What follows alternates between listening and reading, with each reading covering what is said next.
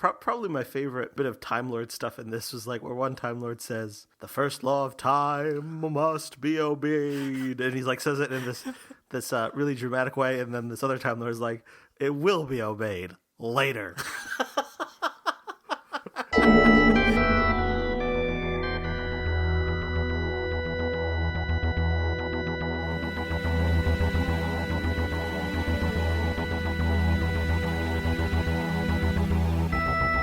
I'm Tom Dickinson. And I'm Louis Midas. And this is the Cloister Room, a podcast about Doctor Who and other things.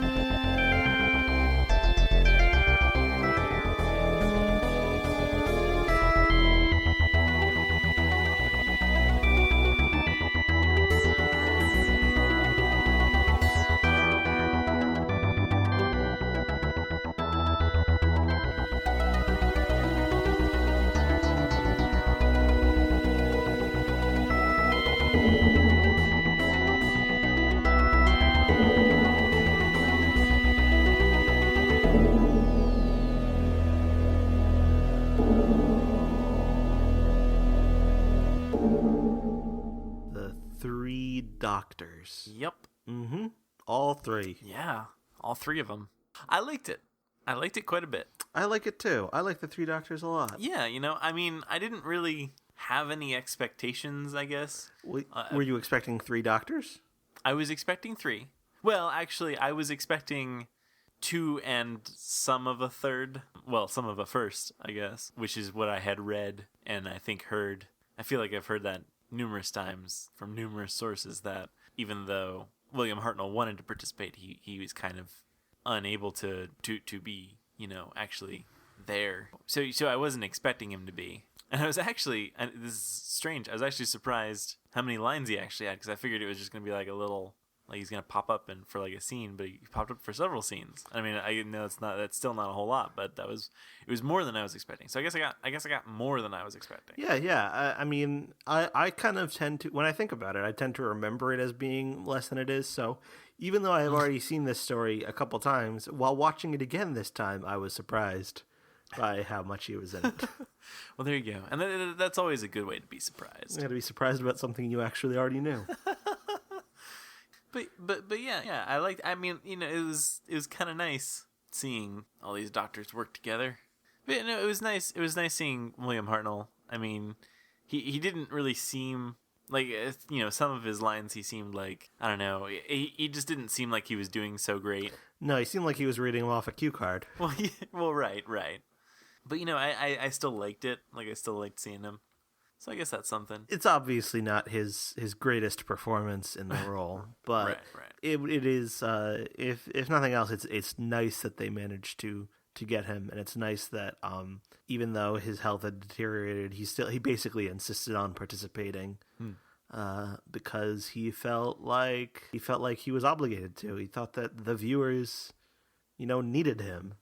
I don't know. I like that. I like that he made that attempt. Yeah, and it was nice seeing him in color. Yeah, well, kind of in color. Well, all right. I mean, sort of. His face was peach colored as opposed to gray. True.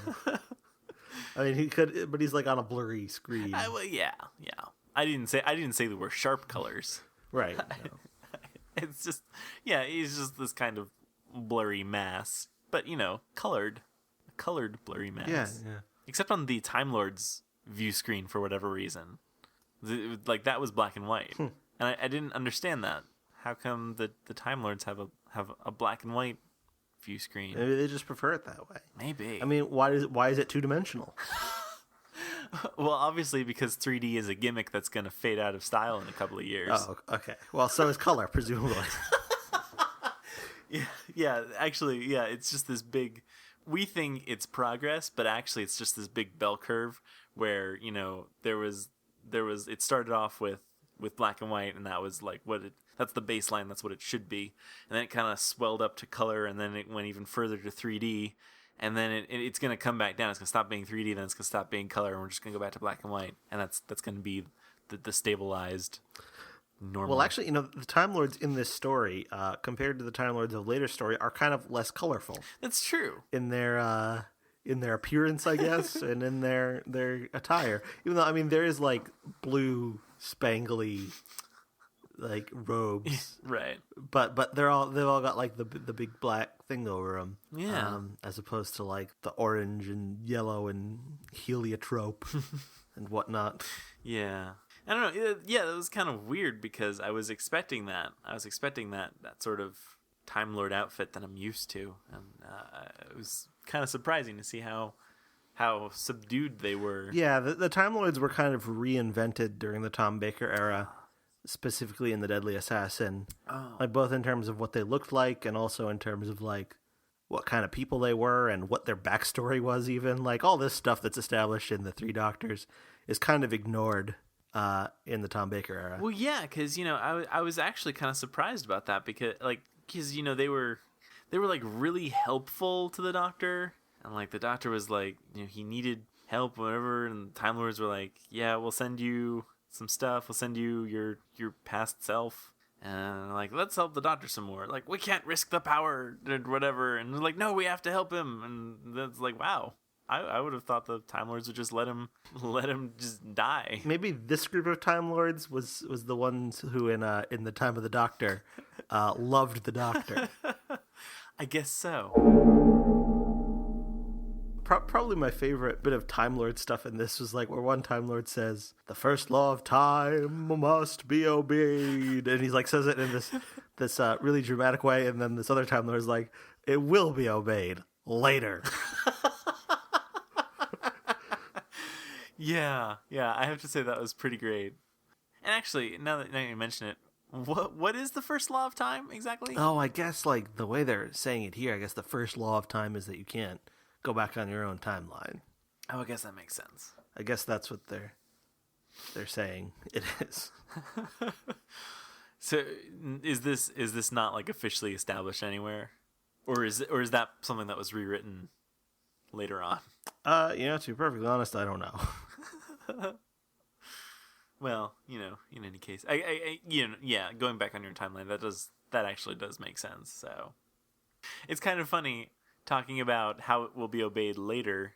They're talking about it in terms of time, when time is the exact thing you're breaking, or the law of time is the thing you're breaking. Like, of course it's going to be obeyed later. Oh, well, but yeah, in addition to like having the Time Lords be different in their appearance and sort of character, also the backstory for them, like in this, where the Time Lords were founded by Omega, as opposed to later on they would say the Time Lords were founded by Rassilon. Oh, well, because Omega still plays into it in the future.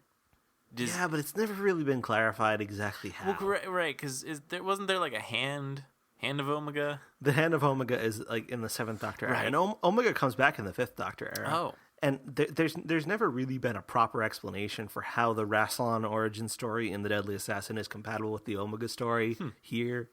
I think there's some like novels and or audios that sort of finesse them into like Rassilon and Omega were colleagues, but they became rivals or something like that. Right. I'll buy that. And then there's an idea that there's also this third founder of Time Lord Society called the Other, which is just somehow like a previous incarnation of the Doctor, like the 0th incarnation of the Doctor or something. I don't know very much about this, but okay. It's all very strange and confusing. That definitely sounds strange and confusing. I'm with you there on that. Yeah, I think this is all novel stuff. That could very well be. I mean, that sounds like a novel idea. What a novel idea. Yeah. Anyhow, it's just kind of a mess. Yeah, Well, and I wasn't sure because when I was watching this and it was saying that Omega was the founder, I was accepting it, but I wasn't, because I thought that was Rassilon, but I wasn't sure if maybe Rassilon was just someone else, and I couldn't remember it properly, so I just kind of accepted it. But okay, I'm glad that my memory wasn't failing me that badly. Mm-hmm. I'm fine with it not making sense. Yeah, me too. Why would the backstory of like a bunch of time travelers make sense? That's true. It probably shouldn't. Yeah, it's better this way. I did like Omega in this. I like him a lot too. I like the voice a lot. Yeah, that kind of booming, yelling voice. Stephen Thorne. He has this sort of wonderful voice. They have a different guy, though, when he comes back for the Fifth Doctor. Does he still just exist by his own force of will? Don't we all? I guess so. I don't know. I thought that was kind of a cool twist, though. You know? Yeah, I did too. I liked all that, the sort of weirdness of that idea and how it all kind of doesn't make any real sense. But well, no. But it's just a bunch of neat ideas. Yeah. And isn't that really all that matters in Doctor Who? You know, I think so. Yeah. Probably my favorite thing that Omega does in this entire serial is when he tells the Doctor, like, now you shall fight the dark side of my mind. And then the third Doctor goes into this bizarre black void where he wrestles with some kind of monster. Yeah, that was pretty awesome because it was like almost in slow motion, but not quite. Yeah, and I don't really understand what's going on there, but that's okay. Right, because it's just the Doctor doing his karate thing, and it's just great. It's just like mysterious Time Lord stuff that we'll never understand. Yeah, and it's better that way, I think. I thought it was really fun seeing the third Doctor and the second Doctor interact. Because, obviously in the five Doctors, they were all kind of interacting, but here it was much more focused on, obviously, the third and second, which I thought was cool. Because, they are very different. Yeah, they are, and they don't exactly get along. No, they don't. No, they're always... And that kind of reminded me of how the 50th was, where Tennant and Smith were kind of bickering a little bit too. Oh yeah. In that sort of same way. I think there were some pretty specific references to this in the 50th anniversary. Yeah, like the redecorating thing, or more over the disliking of it. Yeah, but there's also like the three of them. I didn't know when I was well off. When was that in the 50th? In the 50th, doesn't one of the Time Lords say that? Yes, that's right. That's right. Sort of at the end where the Doctor's doing his big heroic thing. Or maybe my imagination just put it there. Maybe, but I can see it being there, so your imagination did a good job. If you are imagining it. So yeah, and good on them for doing that. The General says, I didn't know when I was well off. All 12 of them. And then the other guy says, no, sir, all 13. Right. I remember that line now. And then you see eyebrows. I'm referring to a transcript here. Well, and as you should.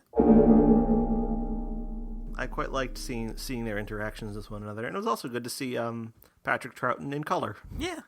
Because you do see that in the Five Doctors, but he's a little older in the Five Doctors, and so this is much more like Patrick Troughton as he was when he was the Doctor, only a few years after that. But he's in full color. Yeah, that was pretty neat. And his recorder's in color. His recorder, too, is in color. I liked how there was like one point where the second Doctor wanted to flip to see who went first or whatever, and John Pertwee just like kind of like grabs the coin and is like, what would be the point? And he's just like this ultimate badass. I don't know. I liked seeing that kind of, because that was that was a very clear moment where they were two very different Doctors with two very different approaches to doing stuff. Well, apparently there was some tension on set between them. Oh, really? As well. Yeah, because Patrick Troughton ad-libs. Oh, really? He doesn't say the line exactly as it's written. He will sort of say something that's nearly equivalent to it. And John Pertwee didn't like that very much. Is that not up to John Pertwee's professional standards or something? Well, I think it's more of a matter like he was the star of the show, and so he was sort of the big guy on set. But then, this other big guy who was the big guy on set in his day, they come together and they have very different, ways of working.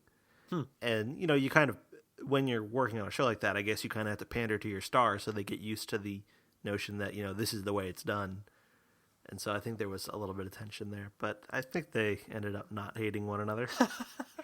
Well, that's good. Well, and they did agree to at least shoot some scenes together for the Five Doctors, so clearly they didn't hate each other that much. I don't mean to say that there was actual like animosity. I think there was just like like clash of different work styles. Right.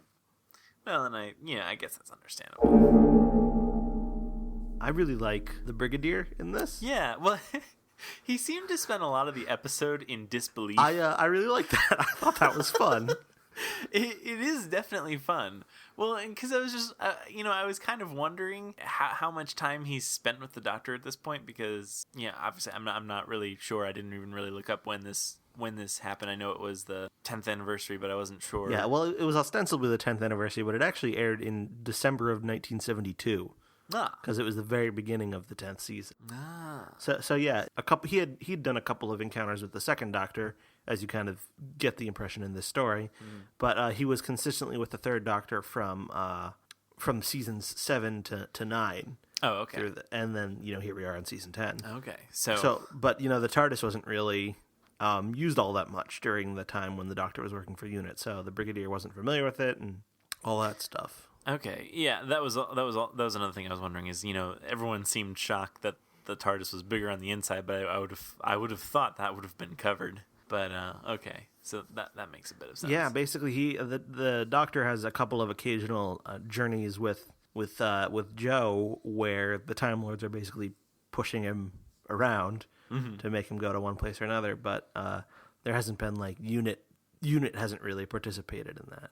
Okay. So UNIT was just under the impression that the Doctor was going inside this really tiny box, and he was just staying in there for a period of time, and then came back out again, and that's pretty much. Yeah, and I like in this that you have the Brigadier completely disbelieving, and then you have Sergeant Benton, who catches on pretty quickly and understands there's two different versions of the Doctor, and it doesn't take him very long to understand it. But the Brigadier just does not understand or believe that. He honestly thinks that John Pertwee just changed back into Patrick Troughton, despite being told otherwise multiple times. Right.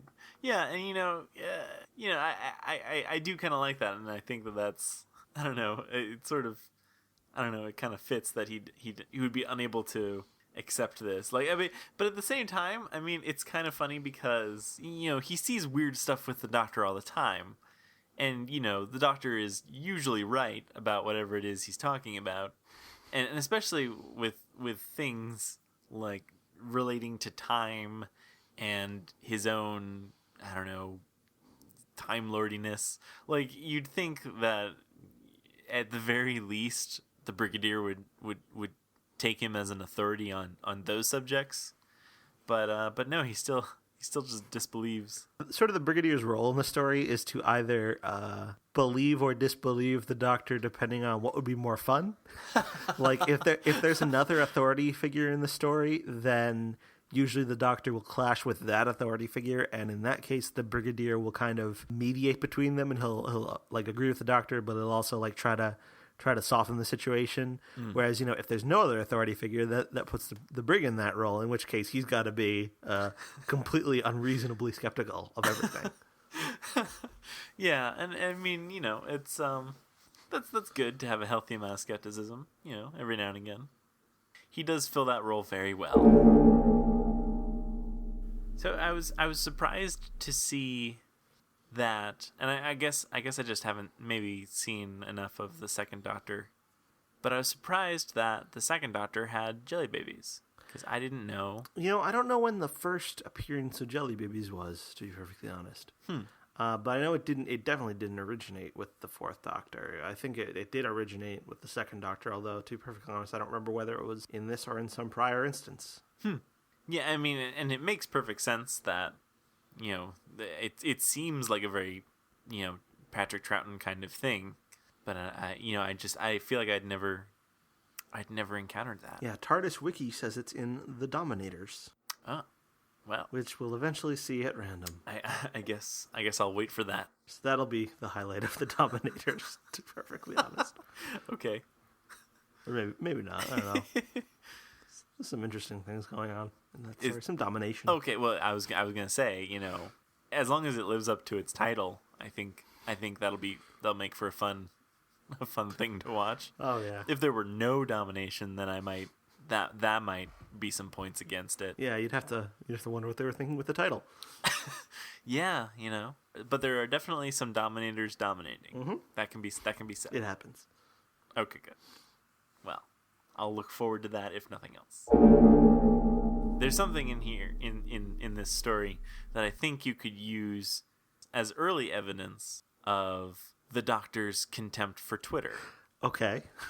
Because there's a point where the third Doctor and the second Doctor are bickering, and the third Doctor gets really, really frustrated with the second Doctor, and he's like, "For heaven's sake, stop twittering on!" And I think that's pretty clearly, I think maybe if nothing else, that subconsciously was hatred for Twitter. Well, yeah, because presumably, I mean, Pertwee already knows about Twitter. Well, right. I imagine he knows about a lot of social networks and social media and things like that. He probably has contempt for it already. Oh, yeah. Well, maybe he should try it. Maybe he should.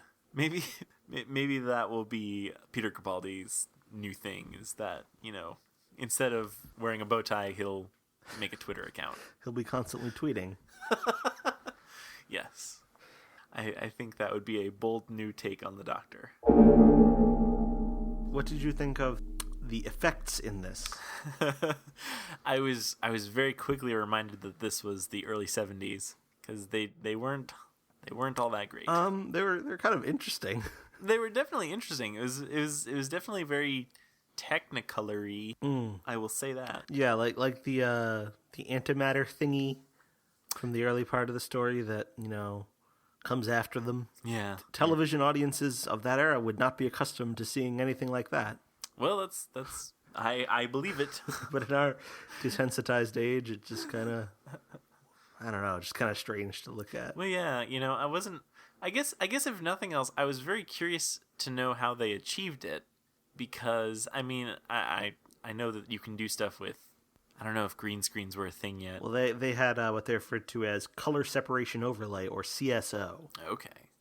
Which is the same thing, Nah. but they referred to it as CSO. Nah. And that's pretty much how they did, Omega being headless. Right. Yeah. Yeah, I remember So that. presumably it's some version of that was used to do the antimatter thing. I don't know. Yeah, I guess I was just interested because it isn't like they sort of merged two frames together. It doesn't seem to be that way. It seems like there's just this blob of like undulating color. I don't know. I thought that was interesting. Yeah, I don't know how they achieved that. I'm sure I could find out and become completely disillusioned. Yeah, you probably could. I'm sure if you were to watch the DVD with the info subtitles, the info text, Oh yeah. it'd probably tell you exactly how it was done. Well, and I need to know exactly. I don't want just a general idea. I need to know precisely what knobs were turned and what buttons were pressed. I need to know it all. The problem I have with special effects like this is that sometimes I don't know what they're going for. Like I don't know if it's just something wrong with my visual cortex or something, but I just don't know what I'm supposed to see. It's like one of those magic eye things. I don't know what I'm supposed to see. And Well, with regard to the antimatter specifically, the thing that comes after but them. but I don't know what I don't know. Well, I think what they're going for, I guess, is like it almost looks like a technical fault.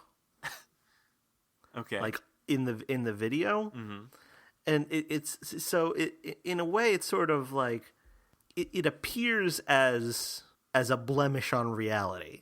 Oh, I got you. Like sort of an assault upon like the integrity of the video.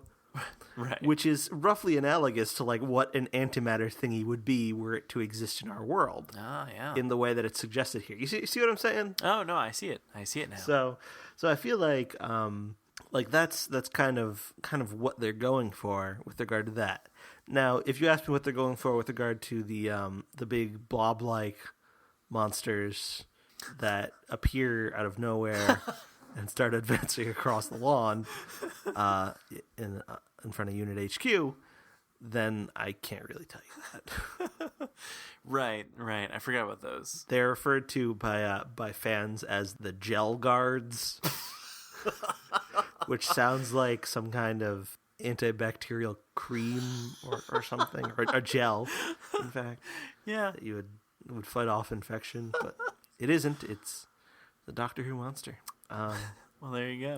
I don't think that name is ever uttered on screen, so I don't know where that comes from, but it is a piece of Doctor Who fan lore that's what those are called. Well, and who could refute that? I certainly could. I forgot about those things. Yeah, and those aren't really ever really explained. Like they're just, I guess they just exist by the will. It's just more Will of Omega stuff. Yeah, they're created out of antimatter from his will, much like the realm. Why he created them to look like that, I'm not sure. He just, I don't know. I guess maybe Omega is more of a big picture kind of guy, and he doesn't really care for the details of his plan or the realizations thereupon. He knows he needs some guards, so he just throws some bits of his psyche together, and he sort of creates this mass that he's capable of maneuvering about, and that's really all he needs. So he thinks mission accomplished, and he just replicates that a dozen times or so. You know, that's probably what it is. I suppose it must be. Yeah, he's just not. You know, he's not really thinking about the feelings of these jail guards and you know how they feel being created. You know, obviously with a purpose, but not really given distinct form or personal identification, like any kind of uniqueness to them. They're all kind of uniform. They probably don't appreciate that. Well, they'll just have to make do. Right. Omega's just not very sensitive to their needs, but I mean, that's just how he is. That's just the kind of guy Omega is. So the Doctor regains control of his TARDIS. Well, right. So that was, or to be more accurate, he actually gains for the first time control of his TARDIS. Oh, right. Because after this story is the first time that he can really pick a destination and go there. Well, and that's interesting because in this episode, if I'm remembering correctly, he actually does. I guess this could have been with the help of Omega, if I'm remembering correctly, or the Time Lords. But he actually points the TARDIS out of place and it goes there. Yeah, that's interesting. I don't know how that's accomplished. I don't really remember. I do feel like he did it with the help of somebody, but I don't remember who. I think it was towards the end where the Doctors were trying to trick Omega and with the recorder. And I feel like because the TARDIS was immobilized or whatever, but then Omega sort of pulled it or whatever, or I don't know. I could be completely misremembering this, but yeah. So and it's weird to me that, because I mean that is something that the Doctor does in subsequent stories, is he'll actually in the middle of the story he'll be like, oh well, we need to go over here now. And then he'll and that's it's not like he chooses to go somewhere and has an adventure and then the adventure is over and then he leaves also in the TARDIS, but he's in the middle of an adventure and he's like, well, I need to either go someplace else or I need to go some time else, and he does that and that helps him solve whatever problem he's having, and it's weird because that's something he could never do before this. Yeah, it was originally basically kind of the core concept of the show is that they have no idea where they're going to show up next, and so the first thing they have to do when they get out of the TARDIS is wander around and try to figure out where they are, which is that's kind of what the first episode of most William Hartnell stories are. Right. And I mean, they still do that from time to time. It's just for instance, in the new series, sometimes they'll do that in the pre-credit sequence. Right. Because usually they will, at the very least, have some kind of vague sense of where it is they've landed, just because, they went there intentionally. Right. Arriving at some place and then spending, 20 minutes figuring out where you are. That's a very time-consuming method of travel, just in general. But yeah, and that's, I guess it's kind of made up for in the new, or just in later stories, by saying that even though the Doctor has control, it's not precise control. So they'll have instances like in, I don't know, The Girl Who Waited, where the Doctor intends to take them to a place and they arrive in the place, but it's in maybe a weird time or during a weird time period where something unexpected is happening, and they can have the adventure based on that. Mm-hmm. Even though it is the place that they intended to go, it wasn't quite the time they intended to go. Or in the Silurian two-parter from series 5, where they think they're going to go to Rio. And they don't end up in Rio. At no point are they in Rio. But yeah, so season 10 is back to business business as it's never been, I guess. In that they can now choose where to go. Well, yeah, the rough format of Doctor Who, it certainly becomes a lot more like it was in the 60s. Right. But with sort of the addition of he usually vaguely knows where he's going. And that has stuck with it. That's kind of been the way it's been ever since. Yeah, more or less. I mean, they haven't with the exception of there was a while where there was a randomizer. Oh, right. In season 17. Right. But other than that, it's been the standard of the show. It'd be kind of interesting to know what else they might do. Well, yeah, because I mean, there's obviously nothing wrong with the way it's been working. It's lasted for a good many decades after this, but it would be interesting to see what else they could do if because I mean, it's a really complicated time machine. There's plenty of things that could go wrong. They could spend a season.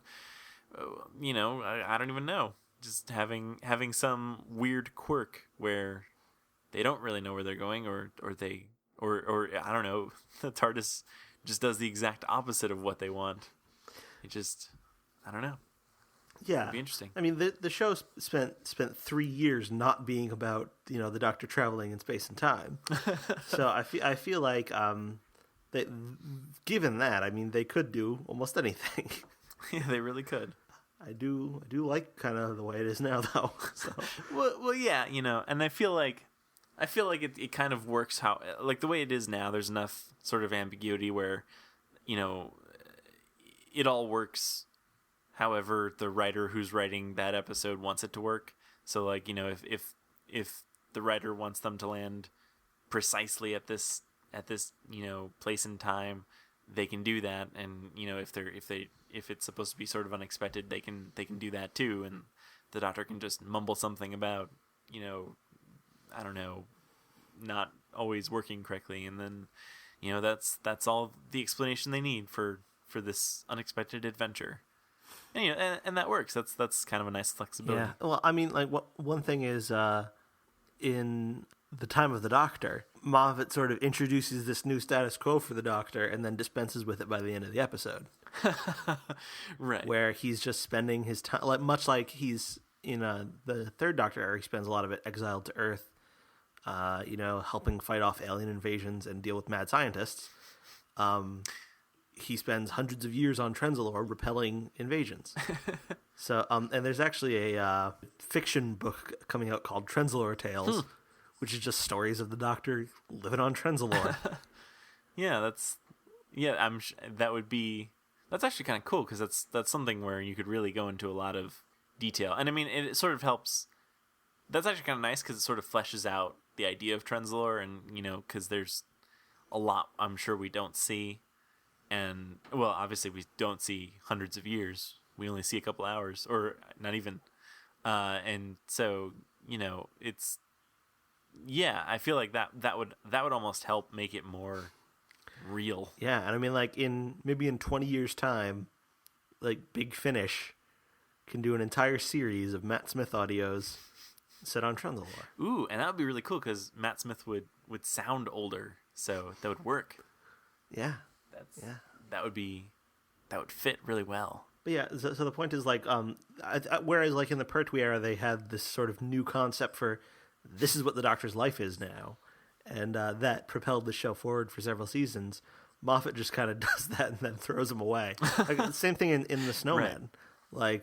This is the Doctor's life now. He just lives in Victorian London, refusing to solve mysteries. Well, right. Well, yeah, and I wonder if that could work, as a whole season anymore, or would that not be good enough, for modern audiences, how it was, I wonder if times have changed too much where, what could have passed for a several seasons long story arc, it has to be something that only lasts for a single episode. in this modern day and age, because audiences wouldn't stand for the Doctor being stranded on Earth, with having to deal with UNIT day in and day out for several years. Like I wonder what could be done now that would last that long. Probably nothing. Well, right. And I mean, well, and it's funny because I don't know why, but, even the idea of having multiple companions on the TARDIS, that just seemed like a thing that wouldn't last, like, in the new series. Like, I don't know why. I just, like, for me, that just always seemed like kind of a weird thing. And I mean, like, obviously it did work. And I mean, obviously it could work, and it has worked. But, I don't know. It just always seems weird to me. I guess just the idea of doing things differently weirds me out. Well, sometimes I think they should do things. They should be a little bit bolder in doing things differently. Well, yeah, and I would be completely fine with that, because I would like to see them do something different and new, and And if they don't like it, they can always go back. Exactly, just like they do here. Mm-hmm. But yeah, and well, once again, that's not even really fully back, but it's actually kind of back, but with added freedom. Mm-hmm. So maybe they should just give the Doctor more freedom.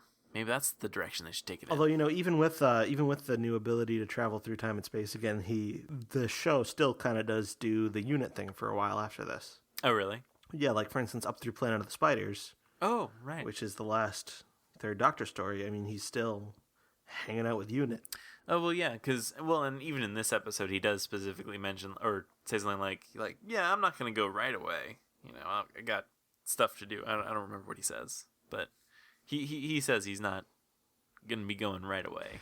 Yeah. Throughout the rest of the Pertwee era, and even like the early part of the Tom Baker era, they still kind of, he goes on trips through time and space, but they still treat UNIT as though like that's his home, that's where he comes back to.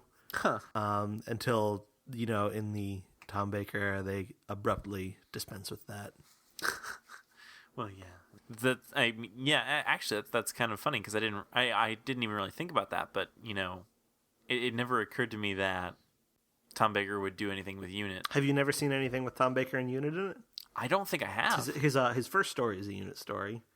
There's a couple of more stories that have UNIT in them, but yeah, it kind of goes away pretty quick. Yeah, that's I don't know. I mean, I guess I have not seen any of those stories, and I guess that just never occurred to me.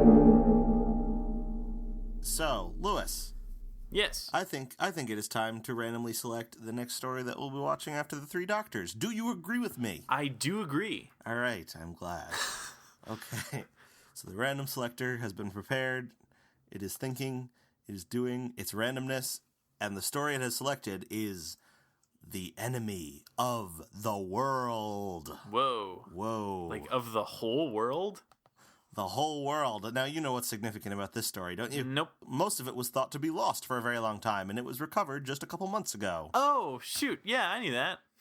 I just didn't recognize the title. I knew that was recovered. I just completely forgot that was the title of it. Because, I don't know, in my mind, Web of Fear is the one that sticks out more. Because it's a more thought-evoking collection of words. Whereas Enemy of the World just sounds The Enemy of the World. It just sounds like the most generic thing. Yeah, and that might be very, very much why that sort of I forgot about it. But well, that's interesting because I've purchased that already. Yeah, me too. And I'm looking forward to watching it because quite shamefully, I haven't actually watched it yet. Ah. I started it, but I never got around to finishing it because I was just busy with some other stuff. So I am now looking forward to watching The Enemy of the World. I am looking forward to it too.